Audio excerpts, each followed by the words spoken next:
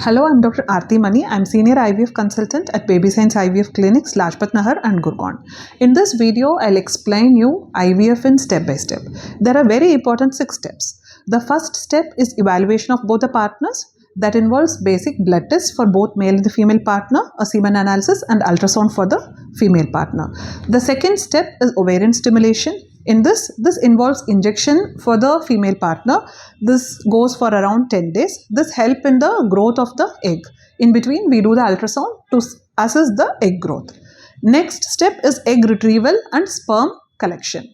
In this is a small procedure under anesthesia wherein through transvaginal ultrasound and transvaginal route, the eggs are collected. The husband will also give the semen on that day. We'll select a mature egg, we'll select good sperm, and through intracytoplasmic sperm injection, the sperm is injected inside the egg. This is the fertilization process. So next, embryo formation, I've explained you. By fertilization, we form the embryos, and the embryos, they can be grown in the culture in the lab for 3 and 5 days, that is the blastocyst. The next step is embryo transfer.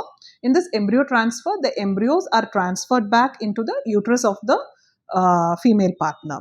And next is the final and the important step, that is the luteal phase support and beta HCG. In luteal phase support, after the embryo transfer, we give medications for 2 weeks, and finally with the beta HCG report, we'll be able to know whether pregnancy has happened or not. Thank you.